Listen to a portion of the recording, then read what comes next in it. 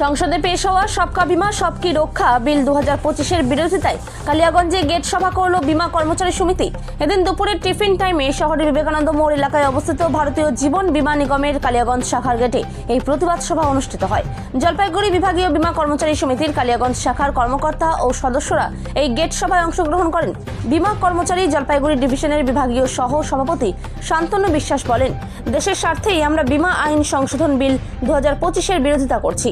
এই কর্মসূচিতে অন্যান্যদের মধ্যে উপস্থিত ছিলেন কালিয়াগঞ্জ শাখার সভাপতি কুমার অরবিন্দ দাস, সম্পাদক সুমন ঘোষ, কোষাধ্যক্ষ পার্থ সরকার সহ অন্যান্যরা। আজকে ভারতবর্ষের সংসদে পেশ হতে চলেছে সবকা বিমা সবকা সুরক্ষা নামে নতুন রকম ইন্স্যুরেন্স বিলের সংশোধনী আইন, এবং এই আইনে বিদেশি পুঁজি, প্রত্যক্ষ বিদেশি পুঁজিকে 100% নিয়ে আসার ছাড় দেওয়া হয়েছে। এবং রি-ইন্স্যুরেন্স যেটা হচ্ছে 5,000 কোটি টাকা ছিল, অর্থাৎ কোনো বিমা কোম্পানি ফেল করলে বা কোনো বিমা কোম্পানির তার দায়িত্ব হারালে সেখানে 5,000 কোটি টাকার একটা রি-ইন্স্যুরেন্সের প্রভিশন ছিল, যাতে বিমাকারীরা তাদের টাকা ফেরত পায়। সেই ঊর্ধ্বসীমাটাকে নামিয়ে 1,000 কোটি টাকা করা হচ্ছে, অর্থাৎ মানুষকে আরো অনিশ্চিতের মুখে ফেলে দেওয়া হচ্ছে।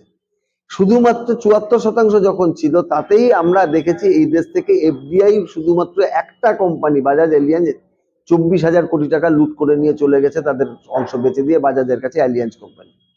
তাহলে এটা যখন অনিয়ন্ত্রিত বিদেশি পুঁজি হবে, ভারতবর্ষের মানুষের টাকা, আমরা আশঙ্কা করছি ভারতের সারা ভারত বীমা কর্মচারী সমিতি এবং ভারতবর্ষের এজেন্টরা, ভারতবর্ষের সমস্ত বীমা করার সাথে সংশ্লিষ্ট মানুষরা এটা আশঙ্কা করছে, এটা অবাধ কর্পোরেট বিদেশি লুট ইস্ট ইন্ডিয়া কোম্পানি যেটা করে গেছিল ভারতবর্ষে, এবং সে তারপরে আবার এই ঔপনিবেশিক লুণ্ঠন শুরু হতে যাচ্ছে।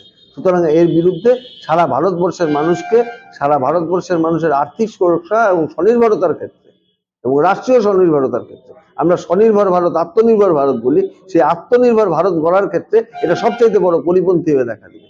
ভারতবর্ষে আজকে রোজগারের সমস্যা, সরকারের কাছে ফান্ডের সমস্যা, এই সমস্ত সমস্যার যেটা সমাধান করতে পারে সেটা হচ্ছে রাষ্ট্রীয় পুঁজি।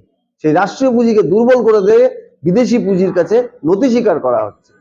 কিসের জন্য 100%? আজকে 32% মাত্র বিদেশি পুঁজি আছে ভারতবর্ষে, তাহলে 74% কোটাই পূর্ণ করতে পারছে না।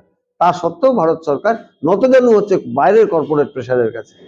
আমরা জানি না এর পেছনে বহুজাতিকের কোন খেলা আছে, কিন্তু আমরা এটা বুঝি যে ভারতবর্ষের আপামর ভারতবর্ষে আজকে স্বার্থ বিপন্ন।